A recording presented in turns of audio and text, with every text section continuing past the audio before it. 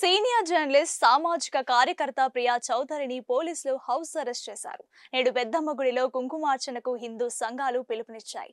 ఈ నేపథ్యంలో కుంకుమార్చనకు వస్తారనే సమాచారంతో ప్రియా చౌదరిని అదుపులోకి తీసుకున్నారు పోలీసులు.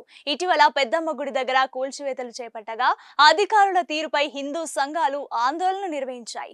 బంజారాహిల్స్ లోని పెద్దమ్మగుడి సమీపంలోని అమ్మవారి ఆలయానికి సంబంధించిన భూ వివాదమే ఈ ఆందోళనకు మూల కారణం. ఆలయ నిర్మాణం విషయంలో ప్రభుత్వ వైఖరిని నిరసిస్తూ ప్రియా చౌదరి, భారతీయ జనతా పార్టీ నాయకురాలు మాధవిలత, చిట్టి ప్రవీణ్ తదితరులు ఆందోళనకు దిగిన విషయం తెలిసిందే.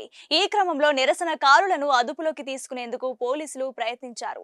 ఆందోళన కార్యక్రమాలలో చురుగ్గా పాల్గొంటున్న ప్రియా చౌదరిని పోలీసులు గృహ నిర్బంధంలో ఉంచారు. ఈ సందర్భంగా పోలీసు అధికారులతో, ముఖ్యంగా ఏసీపీతో ఆమె తీవ్ర వాగ్వాదానికి దిగినట్లు తెలుస్తోంది. మహిళలను తంతున్నారంటూ ఆమె పోలీసుల చర్యను తీవ్రంగా ఖండించినట్లు ఒక వీడియోలో కనిపించింది.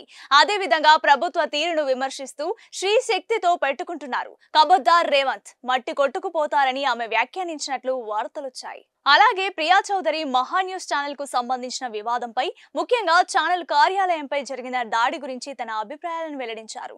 జర్నలిజంపై, మీడియా సంస్థలపై ఇటువంటి దాడులు ప్రజాస్వామ్యానికి మంచిది కాదని ఆమె అభిప్రాయపడ్డారు.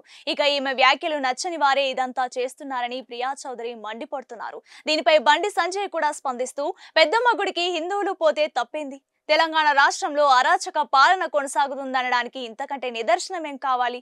భాగ్యనగర్ లో హిందూ సంఘాలను, బీజేపీ కార్యకర్తలందరినీ అరెస్ట్ చేయడం మూర్ఖత్వం. ఒక పథకం ప్రకారమే కాంగ్రెస్ వ్యవహరిస్తున్నట్లు కనిపిస్తోంది.